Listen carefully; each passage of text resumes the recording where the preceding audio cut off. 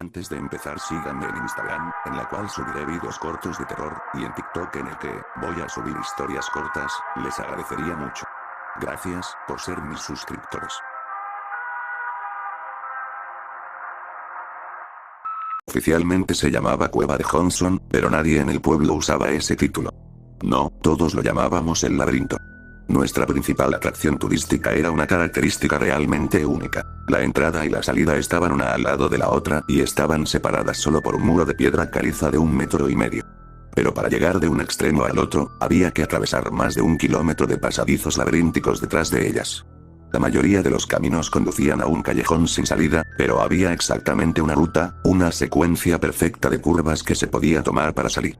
Las señales colocadas en los años 70 podían servir como pistas para orientarse, pero el desafío era atravesar el sendero sin utilizar ninguna de ellas ni ninguno de los mapas que se proporcionaban en el comienzo del mismo, ya que, incluso para quienes lo habían completado con éxito decenas de veces, podía resultar desorientador.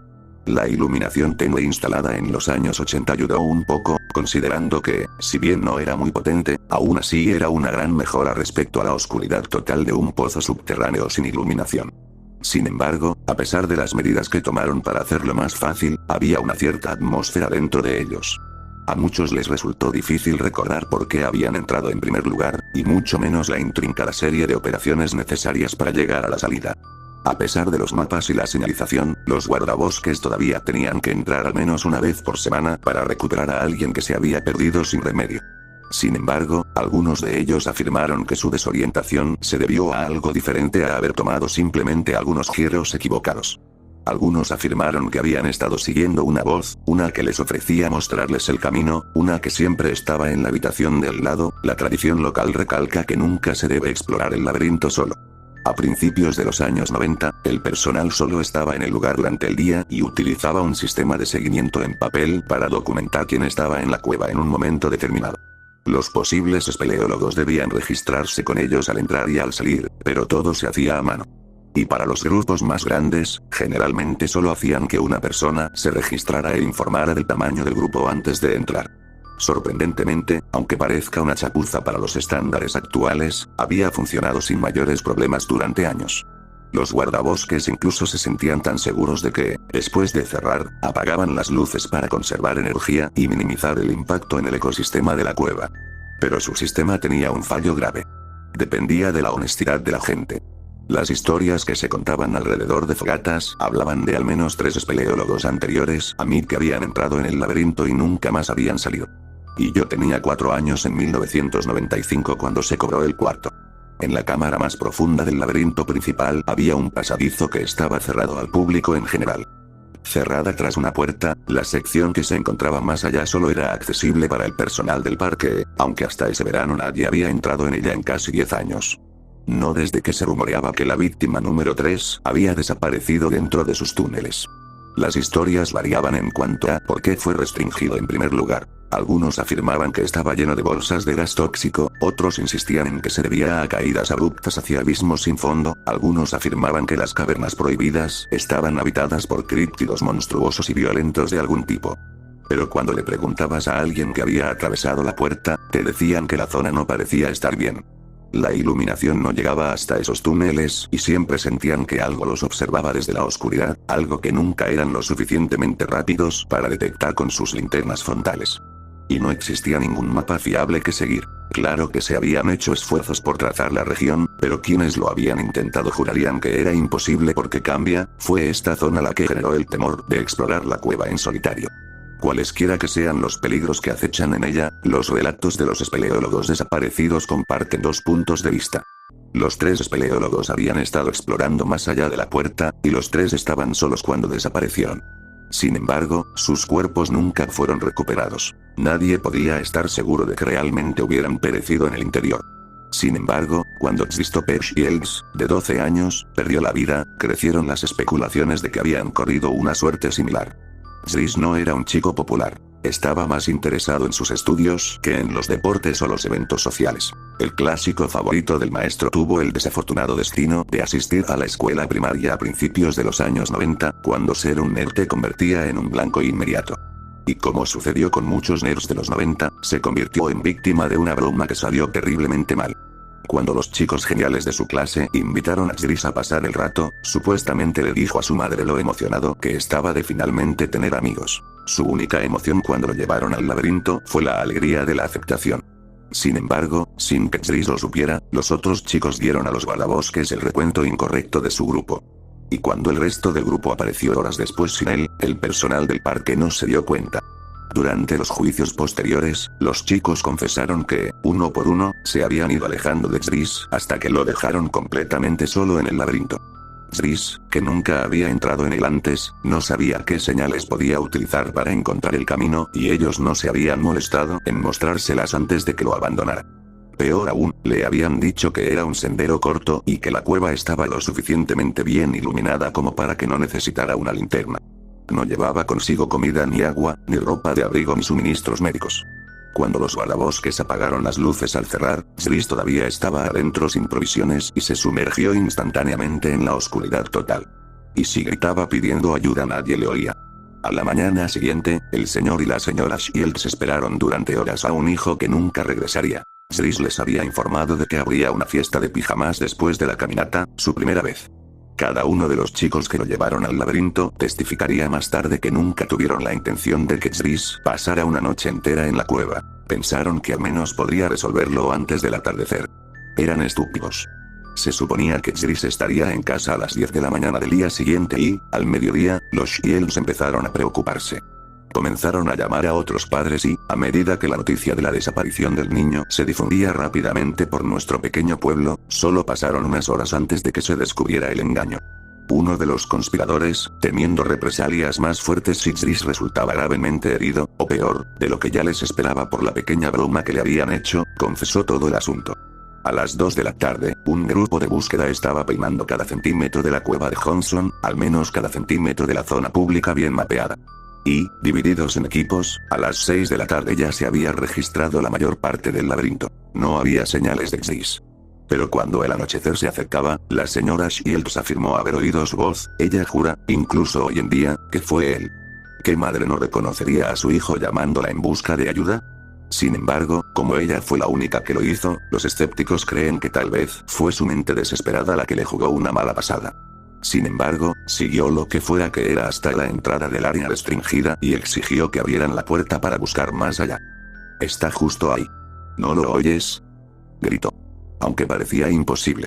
La puerta estaba intacta y cerrada correctamente cuando el personal del parque la inspeccionó. Y Jris no tenía ni llave ni herramientas ni experiencia que le hubieran permitido abrirse paso a través de ella. Pero no podían negarle el paso a la histérica madre.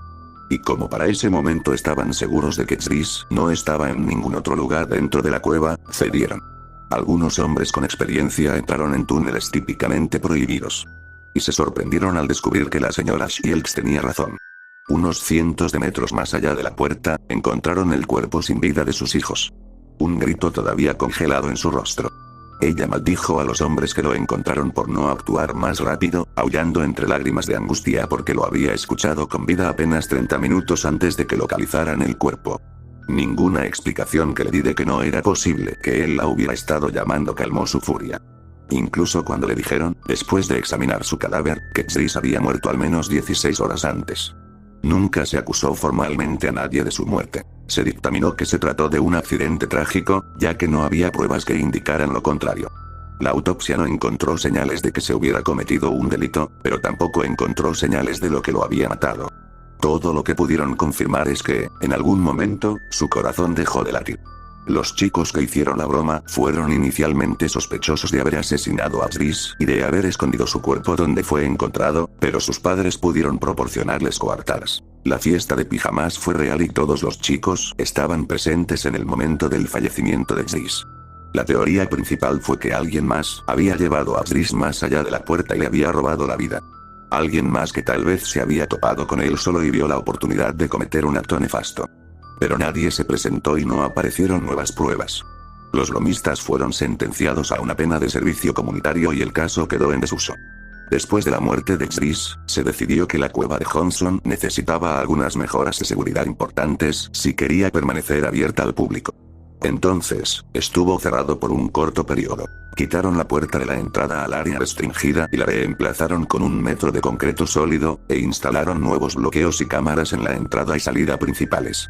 Ahora, cualquiera que quisiera recorrer el laberinto tendría que pasar por torniquetes de altura completa atendidos por el personal del parque al entrar y salir, lo que garantiza un recuento preciso de cada persona dentro. Cualquier discrepancia podría ser verificada por las cámaras, y garantizaron al público su solidez, llegando incluso al extremo de contratar a un guardia de turno de noche para evitar que alguien entrara a escondidas después del horario de apertura. Se trataba de un sistema bastante básico, pero mucho mejor que el antiguo sistema de recuento manual /honor que se utilizaba antes. En cada uno de los torniquetes había un botón tanto en el interior como en el exterior que los desbloqueaba para que pudieran girar y dejar entrar o salir a alguien, lo que permitía a quienes querían darse por vencidos en llegar hasta el final volver a la entrada y salir por allí. O, para los espeleólogos que querían un desafío adicional, recorrer el laberinto al revés empezando por la salida. A medida que los excursionistas entraban y salían por cualquiera de las puertas, el sistema calculaba el número total de personas que había dentro, así como el número total de personas que entraron durante el día. Simple. Infalible. Cuando reabrieron, creyeron que habían hecho imposible que se repitiera la tragedia de Christopher Shields. Pero estaban equivocados. Cuando tenía 14 años, la cueva se llevó a mi mejor amigo, Brandon Collins. Y trató de llevarme a mí también. Decir que Brandon estaba obsesionado con el laberinto sería quedarse corto. En el verano de 2005, ya lo había completado con éxito más de 40 veces. Sus padres le habían dado un pase ilimitado para su 14º cumpleaños, junto con la libertad de salir a explorar por su cuenta. Y, como el parque en el que se encuentra la cueva de Johnson estaba entre su casa y nuestra escuela, y pasaba por allí todos los días de camino a casa después de las clases, en los primeros 6 meses que tuvo el pase, exploró el laberinto varias veces a la semana, molestándome sin parar para que fuera su compañero. Brandon y yo éramos mejores amigos desde el primer grado. Como yo era hija única, él era lo más parecido a un hermano que tenía. Y aunque me costaba $3 cada vez que me rendía, lo acompañé en varias ocasiones para apoyar su pasión. Aunque, sinceramente, no entendía muy bien su fijación, ya que para mí era solo otra caminata más. Sin embargo, para Brandon, sus pasadizos eran como Tierra Santa. Siempre decía que sentía una especie de conexión especial con ese lugar. Fascinado por él, le decía a cualquiera que quisiera escucharlo que no era solo un agujero en una colina, sino que estaba vivo. Y no se dejó disuadir de intentar arrastrarme con él cada vez que iba, convencido de que un día yo también aprendería a venerarlo. A pesar de mi incapacidad para comprender su magnificencia de la misma manera, tuve que admitir que había algo, si no intrínsecamente impresionante, al menos curiosamente extraño en ello. Había que tener en cuenta el misterio de Christopher Shields y los extraños fenómenos de olvido que había en su interior. Brandon me dijo que, por más que lo intentara muchas veces, siempre le resultaba difícil encontrar la salida. Eso era lo que más le gustaba, la batalla interminable, él contra la Tierra misma, una verdadera prueba de determinación y fortaleza mental.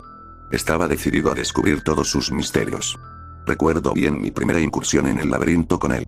Antes del viaje inaugural, Brandon me proporcionó un mapa de todo el sistema y me hizo estudiar la ruta exacta hasta memorizarla y poder recitarle cada curva a la perfección. Y una vez dentro, entendí por qué. Cuando llegamos a la primera bifurcación, me preguntó, ¿izquierda o derecha? Molesto porque ya me estaba interrogando, respondí con un confiado izquierda. ¿Estás seguro?, preguntó con una sonrisa irónica.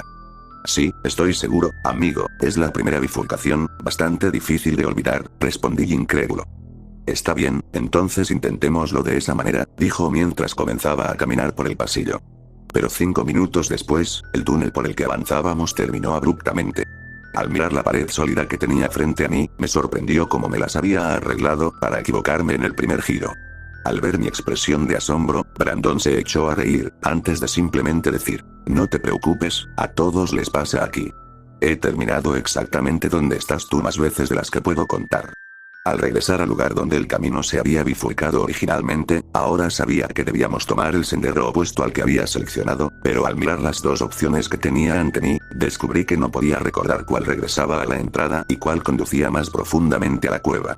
Brandon se rió aún más de mi confusión y me dijo que me quedara completamente quieto, dándole la espalda a la abertura por la que acabábamos de pasar, mientras él alcanzaba un pequeño cartel que había junto al hueco del lado derecho. Luego abrió un pequeño pestillo de metal que había en el centro y bajó una pequeña solapa de madera para revelar las palabras, a la entrada, escondido detrás de ello. Imitando a nuestra insufriblemente mimosa profesora de geografía, la señora Wilkes, preguntó con un chillido agudo y empalagoso. Muy bien, ahora, si estás de espaldas al túnel por el que acabamos de salir, y ese conduce a un callejón sin salida, y el cartel dice que este camino lleva de regreso a la entrada, ¿en qué dirección debemos ir para seguir adelante? Por ahí, imbécil, espeté, señalando la única opción que quedaba. Él respondió con un aplauso burlonamente entusiasta y yo le hice un gesto obsceno antes de continuar. Y el resto del viaje no fue mejor. Nos perdimos al menos 10 veces diferentes. Brandon me estaba dejando navegar, y sin importar cuánto lo intentara, bien podría haber estado lanzando una moneda para ver con qué precisión recordaba la ruta. Había pensado que la señalización también sería un poco más útil. Brandon había dicho que todo estaba tan bien marcado que incluso un niño sin supervisión podría encontrar fácilmente su camino, pero ese no era realmente el caso. No todos los túneles tenían una señal, lo que te obligaba a concentrarte mucho para asegurarte de no olvidar cuál de los caminos sin marcar ya habías probado. E incluso los túneles que sí la tenían solo tenían pistas de entrada, salida o una gran X, para indicar una rama que no conducía a ninguna parte, lo que se complicaba aún más por el hecho de que no era uniforme en todas las habitaciones. Algunas zonas estaban marcadas con el camino a seguir, otras con el camino de regreso. Era un juego. Es cierto que, aunque a veces fue tremendamente frustrante, fue una experiencia fascinante. Había algo en el lugar, una tranquilidad que no se podía experimentar en el mundo exterior. Cuando nos detuvimos un minuto en una de las habitaciones más grandes para tomar un poco de agua y me senté contra la pared de roca, tuve la sensación de querer quedarme en ese lugar indefinidamente. Una sensación de paz recorriendo mi columna vertebral. Calma. Quietud. Brandon tuvo que sacarme de un trance para que me pusiera en movimiento otra vez, pero continué a regañadientes. Y aunque nos llevó casi 3 veces más tiempo de lo que le hubiera llevado a Brandon hacerlo solo, finalmente encontramos el camino a la salida. Cuando finalmente lo logramos, sentí una gran sensación de logro, un enorme orgullo por haber salido victorioso de aquellos antiguos pasadizos. Pero una vez fue suficiente para mí. Al regresar a casa después de la prueba, me sentí más exhausto que nunca, no solo por el esfuerzo físico de caminar bajo tierra durante horas, sino también mentalmente, porque me habían exigido más de lo que me habían exigido cualquier examen o tarea. Sin embargo, Brandon era implacable, y cada pocas semanas, yo no podía soportar más sus insistencias y aceptaba volver a ir. Y fue en nuestra cuarta aventura que dijo algo que hizo que mis sentimientos hacia su devoción a la cueva pasaran de una molestia educada a una profunda preocupación. Habíamos estado caminando durante varias horas. Brandon estaba orientando y yo estaba empezando a tener la sensación de que no estaba tratando de encontrar la salida rápidamente. De hecho, sospechaba que estábamos entrando en áreas en las que nunca había estado antes, aunque era difícil decir si eso se debía simplemente al efecto que tenía el laberinto en los espeleólogos.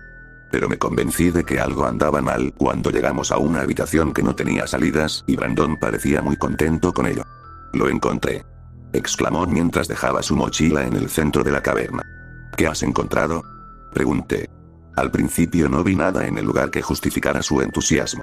Según mi observación, estábamos perdidos una vez más y tendríamos que dar un importante paso atrás para volver al camino correcto. Esto, se dirigió hacia la pared del fondo y allí, noté, había una mancha extraña en la pared rocosa. Una placa gris entre los rojos y marrones. Concreto. Extendiendo la mano hacia adelante, pasó los dedos con curiosidad sobre la pared rocosa que estaba a su lado, sondeando con cautela a la superficie, casi como si estuviera buscando algún tipo de debilidad. ¿Lo sientes?, me preguntó en un susurro, como si no quisiera molestar a un ocupante invisible que estaba en la habitación con nosotros. La única sensación que experimentaba en ese momento era inquietud, eso y un fuerte deseo de alejarlo de la pared y salir corriendo de allí. Sin esperar a que respondiera, continuó. Es como, hay algo detrás de aquí, algo que me atrae hacia ello, no siempre puedo encontrar este lugar. Creo que no lo mencionan en los mapas. Incluso cuando entro a la cueva específicamente para buscarlo, la mayoría de las veces termino en la salida. Pero a veces, si escucho con atención, oigo algo, una voz débil, siempre en la habitación de al lado, si la sigo, me lleva aquí. No se dio vuelta mientras hablaba. No estaba segura de si me hablaba a mí o a sí misma. Por un momento pensé que tal vez estaba bromeando conmigo, tratando de asustarme, pero era como si se hubiera olvidado de que yo estaba allí. Su comportamiento me provocó un escalofrío. Reflexivamente, bajé la voz para igualarla a la suya mientras me acercaba ansiosamente a él por detrás. Oye, Brandon, creo que deberíamos salir de aquí, supliqué. sin dejar de mirar fijamente a la pared, acariciando la superficie sellada, respondió. Sí, tienes razón, deberíamos irnos, no es el momento, tenemos que venir de noche, no le gusta la luz. Él retiró su mano y dio un paso atrás. Salté un pie en el aire cuando de repente volvió a su volumen de habla normal para preguntarme. Amigo, ¿qué estás haciendo? En referencia a que yo estaba a unos centímetros detrás de él cuando giró y casi se estrelló contra mí. Tú estabas, no importa, ¿podemos irnos? Respondí. Está bien, movámonos, dijo mientras recogía su mochila del suelo. Logramos salir sin más incidentes, pero Brandon no estaba tan emocionado como de costumbre cuando salimos. Pasó por el torniquete y firmó con el guardabosques sin ninguna de las fanfarrias habituales. Cuando le pregunté si estaba bien, me dijo que solo estaba cansado, pero me di cuenta de que me estaba mintiendo. Necesito venir por la noche, las palabras no dejaban de dar vueltas en mi cabeza. No dejaba de pensar en Christopher y el atrapado en la oscuridad. ¿Había oído a alguien guiándolo hacia esa parte de la cueva también? ¿Había sentido la atracción que describía Brandon? Intenté hablar con él sobre lo que había sucedido en la cámara oculta, pero él seguía ignorándolo y fingiendo que allí no había ocurrido nada anormal, lo cual, pensé, era justo. Sí, había dicho algunas cosas espeluznantes y sí, la habitación me había puesto inquieta, pero me recordé a mí misma que Brandon había estado pasando mucho tiempo solo en una cueva. Era posible que estuviera dejando que la historia de Chris se filtrara demasiado en su mente y que estuviera empezando a escuchar cosas en medio del silencio y la soledad. Me dije a mí misma que no debía preocuparme. Aunque Brandon quisiera, no había forma de que pudiera entrar al laberinto de noche. Y, si lograba pasar de algún modo al guardia y a las cámaras, la zona restringida de la cueva estaba detrás de una pared de cemento de 1 metro. Lo peor que podría pasar sería que tuviera que dormir en un suelo de piedra en una habitación fría y oscura hasta que los guardabosques finalmente entraran y lo sacaran a rastros por la mañana. Pero aún así no creía que fuera saludable para él seguir pasando tanto tiempo allí. Utilicé algunas de las técnicas de tenacidad que él había empleado conmigo para obligarlo a venir a jugar al baloncesto o a ir a pescar en lugar de correr por el laberinto por 50ª vez. Y yo pensaba que estaba empezando a cambiar de opinión. A mediados de agosto, habían pasado 3 semanas desde que me había invitado a salir de excursión con él. Todo parecía ir por buen camino. Hasta la noche del 17 de agosto de 2005. Brandon nunca regresó a casa de la escuela. No era del todo anormal que llegara más tarde ese verano. Por lo general, eso solo significaba que estaba conmigo o en la cueva. En ese momento, todavía era bastante raro que los niños de nuestra edad tuvieran teléfonos celulares, por lo que la regla establecida en la casa de los Collins era simplemente que tenía que estar en casa a las 7 p.m. o haber encontrado una manera de comunicarse con ellos para avisarles que llegaría más tarde. Eran las 9 de la noche cuando sonó el teléfono en la casa de mis padres. Recuerdo que me despertaron esa noche. Había ido a jugar al baloncesto después de la escuela con un grupo de chicos de nuestra clase y había invitado a Brandon a que nos acompañara, pero él dijo que no se sentía bien y que se iría caminando directo a casa. Sin pensarlo mucho, ya que realmente se veía pálido esa tarde, le pedí que se sintiera mejor y me fui a las canchas. Agotada por el partido, me quedé dormida temprano y recuerdo vívidamente cómo mis padres, angustiados, me despertaron de un sueño profundo. Cuando me preguntaron si sabía por qué Brandon no había vuelto a casa esa noche o dónde podría estar, las palabras se formaron en mi mente sin que yo tuviera que pensar en ellas. El laberinto. Les conté sobre mi última conversación con él, que me había dicho que se iba a casa, pero que si no había llegado allí, lo más probable es que estuviera en el laberinto. Pero mis padres me informaron que los Collins ya habían llamado al parque. El guardia de turno verificó que el nombre de Brandon no figuraba en la lista de excursionistas registrados para el día y que el recuento de personas que quedaban en la cueva se mantenía en 0, tal como lo registraba el sistema. Además, los torniquetes estaban programados para que saltara una alarma si giraban después de cerrarse y ni el de la entrada ni el de la salida se habían disparado. En sus mentes, él no podía estar allí. Sin embargo, en mi mente, era el único lugar donde podía estar. Brandon era inteligente y visitaba ese parque tan a menudo que, si hubiera habido alguna debilidad que explotar en su seguridad, estaba segura de que la habría encontrado. Traté de convencer a mis padres de que debían decirle a los Collins que, si iban a buscarlo, debían empezar por la cueva a pesar de la imposibilidad de que estuviera allí, pero mis súplicas cayeron en oídos sordos. Me dijeron que debía volver a dormir y que los adultos iban a ver qué hacer. La policía iba a intervenir y que probablemente lo encontrarían en las próximas horas. Me aseguraron que antes de que despertara, él estaría de vuelta en casa con sus padres. Sin embargo, no tuvieron en cuenta el hecho de que no me importaba nada de lo que acababan de decir. Es cierto que ya me había convencido de que no había amenazas reales en el laberinto después del anochecer, y que era su propia culpa colarse allí, pero tenía el presentimiento de que estaba en peligro, que cada minuto que siguiera pasando allí era una amenaza para su mortalidad. Actuando por puro instinto, tan pronto como mis padres salieron de mi habitación, agarré una linterna del armario y salí por la ventana. Era una tarde fresca de verano. El aire húmedo olía a lluvia inminente. Salté la cerca trasera y tomé un atajo a través del bosque, avanzando entre los árboles tan rápido como me lo permitieron mis piernas recién despertadas. Y a lo largo del camino traté de imaginar cómo podría haberlo hecho. Los torniquetes que instalaron bloqueaban tanto la entrada como la salida hasta el punto de que no se podía entrar, ni salir, de ninguna de las dos aberturas sin pasar por ellas. Además, la caseta del guardabosques se encontraba entre las dos y estaba ocupada a tiempo completo. La forma en que las rocas circundantes canalizaban naturalmente a los visitantes hacia la cueva hacía imposible incluso llegar a las barricadas sin pasar a unos pocos pies de ellas. Mientras pensaba en cómo Brandon había logrado burlar a los guardias de seguridad, comencé a preguntarme cómo demonios iba a hacerlo yo mismo. Con el guardia nocturno en la cabina, no había forma de que pudiera escabullirme sin que me viera. Incluso si pudiera, activaría la alarma en el instante en que girara el torniquete para entrar. Con poco tiempo para formular un plan sólido e incluso medianamente inteligente, opté por seguir la primera estrategia que me vino a la mente. Fuerza bruta. Cuando llegué a la entrada del valle que descendía hacia la cueva, me detuve un momento para recomponerme. Y luego calé.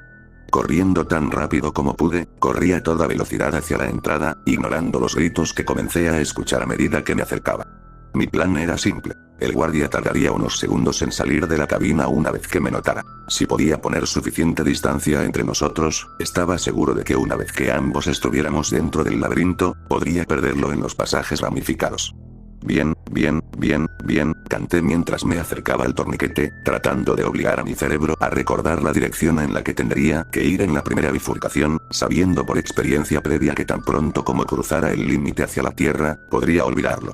Al llegar a la puerta, apreté con fuerza el botón para desbloquear la barrera giratoria y me abrí paso. Cuando lo hice, una sirena estridente empezó a perforarme los oídos, ahogando los gritos del hombre que me perseguía. Sin desanimarme, aceleré el paso y me negué a mirar atrás para ver si estaba a punto de ser capturado de manera inminente. Me concentré únicamente en mi tarea. Derecha, no, izquierda, espera, no. Derecha, no. Izquierda, mierda. Apenas unos metros más allá de la barricada, ya estaba olvidando qué dirección debía tomar, consciente de que si elegía incorrectamente, me encontraría en un callejón sin salida y probablemente sería atrapado antes de tener la oportunidad de comenzar mi búsqueda de Brandon. Moviéndome tan rápido como me atrevía a adentrarme en la oscuridad cada vez más profunda, aprecié por primera vez el verdadero significado de la palabra oscuridad. Las luces tenues que cubrían las paredes siempre habían estado iluminadas en mis anteriores incursiones con Brandon. Ahora, con las bombillas sin energía, me di cuenta de que más allá del haz de luz de mi linterna, mis ojos no podían percibir nada. Los guardabosques todavía los apagaban por la noche, pero supuse que el guardia los encendería antes de venir tras mí. En su prisa por perseguirme, parecía que se había olvidado. No estaba seguro de si esto era mejor o peor para mí. Me resultaría más difícil recorrer los túneles, pero probablemente también le resultaría más difícil a él alcanzarme. Aunque mejor o peor no importaba mucho, no podía cambiar la situación. Seguir adelante era mi única opción si quería encontrar a mi amigo. Y después de varios minutos de trote cuidadoso, logré llegar a la primera bifurcación con suficiente ventaja sobre el guardia, de modo que cuando me detuve y me arriesgué a mirar hacia el sendero por el que había venido, no pude ver su luz detrás de mí. Tampoco pude escuchar sus gritos ni sus pasos. Ni ningún sonido en realidad. Estaba tan absorto en lo que estaba haciendo que no me di cuenta de que los pitidos de la alarma se habían apagado. Habían sido ensordecedores cuando sonó y yo estaba a solo unos cientos de metros de ella, así que pensé que al menos debería hacer que se apagaran algunos de sus pitidos. Pero encontré el silencio. ¿Izquierda o derecha? Me pregunté mientras pasaba la luz alternativamente sobre las aberturas que abrían ambos lados de la habitación. Entonces, de repente, en medio de un silencio ensordecedor, un susurro llegó a mis oídos. Mate, estoy seguro de que se habría desencadenado un instinto de supervivencia para huir si mi adrenalina no hubiera estado ya tan alta, pero estaba en una misión, y la voz que decía mi nombre me sonaba familiar. Brandon.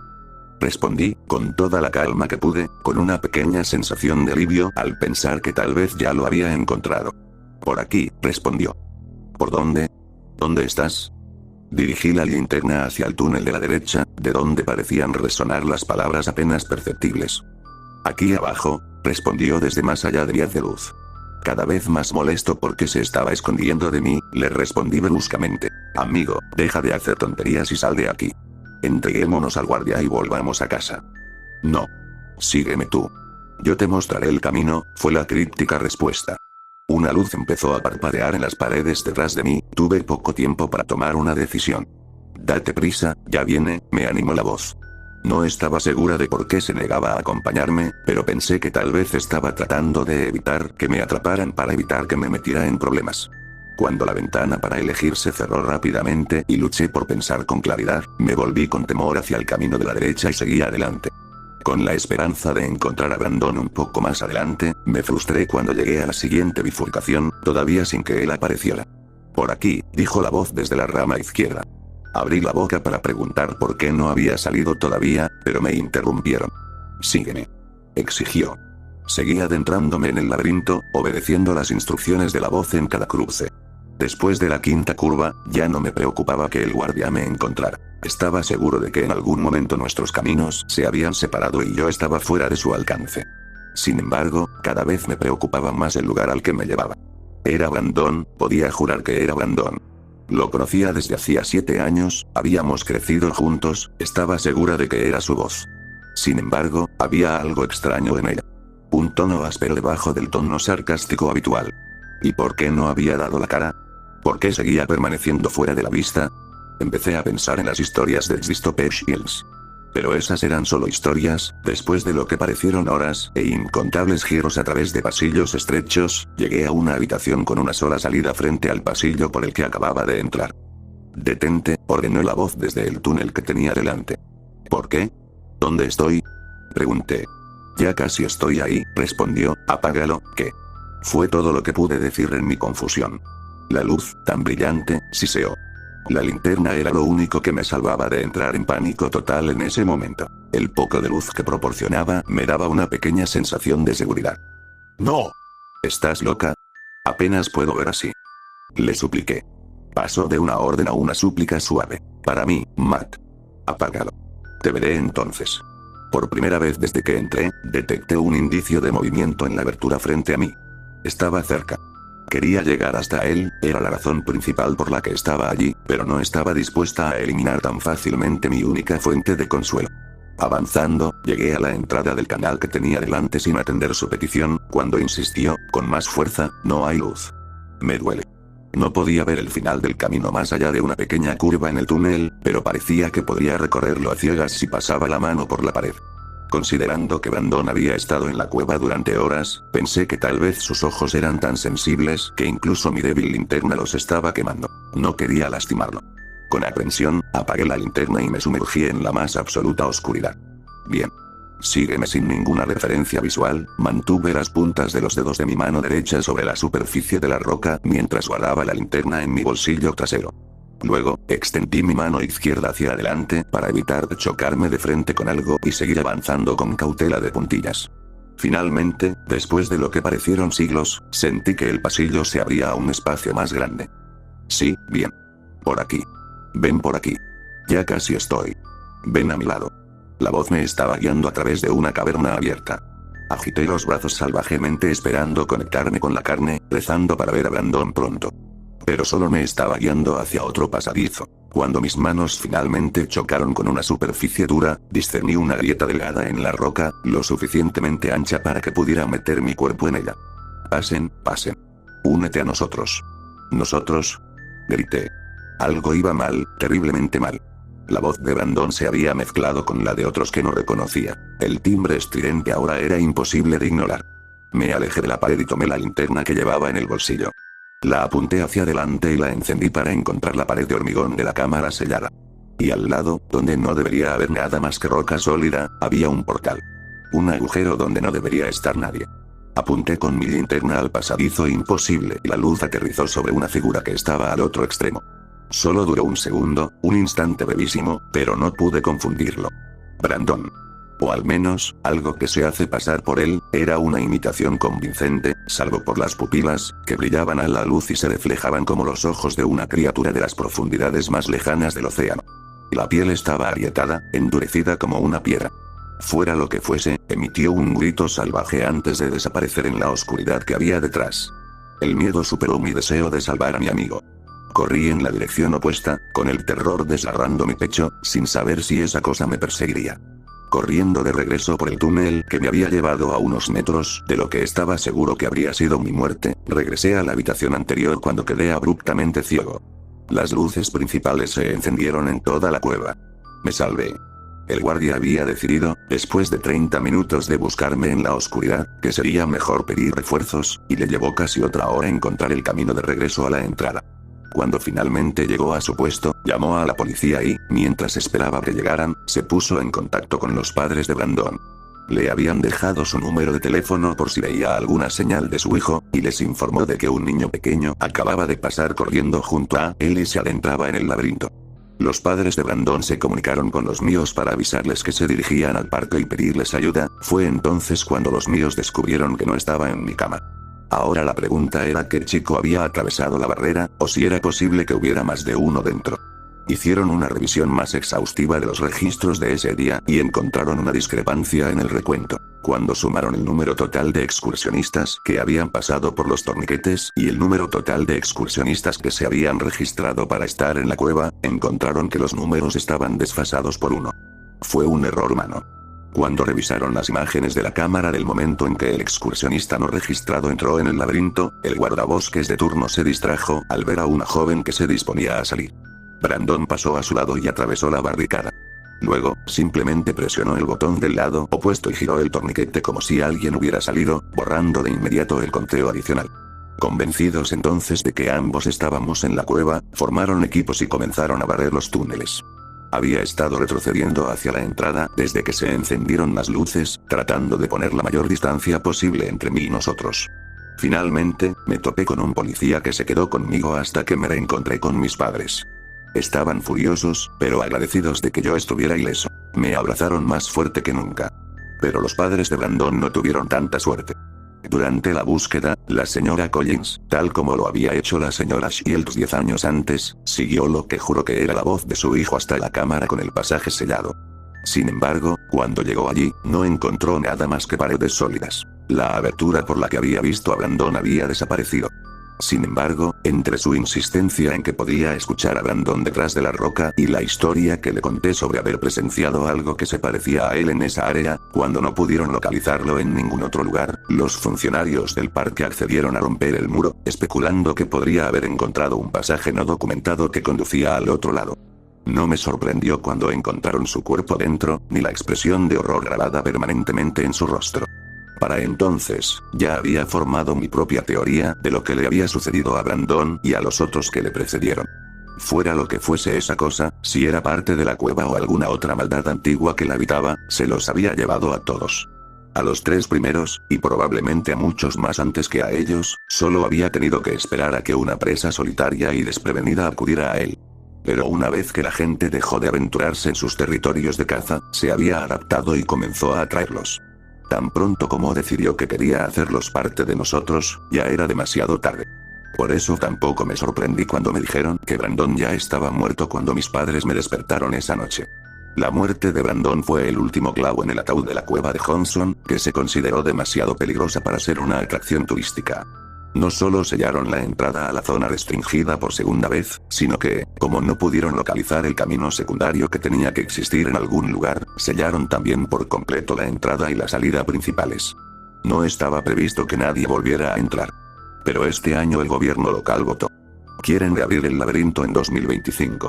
La ciudad lleva mucho tiempo sufriendo económicamente y quieren recuperar el dinero del turismo. Incluso se habla de reabrir el paso prohibido. Fui a la reunión para hablar en contra de ello. Les advertí que hay algo acechando en la oscuridad, que tenía hambre de llevarse más a las profundidades. Sin embargo, me gritaron y me regañaron por difundir historias de fantasmas de hace 20 años. Como había perdido la batalla, les aconsejé que, al menos, nunca apagaran las luces. Y cuando salí de allí pensé que quizá tenían razón. Después de todo, yo era joven. Mi mejor amigo había muerto. Tal vez mi mente había inventado el mal que se escondía allí bajo tierra. Entonces volví al laberinto y me acerqué a la entrada donde los trabajadores casi habían roto el concreto. Pegué la oreja a la pared y juro que lo escuché, tan claro como cuando era niño. Un susurro grave. La voz de Brandon se superpuso con el resto. Bienvenido de nuevo, Matt. ¿Te unirás a nosotros ahora?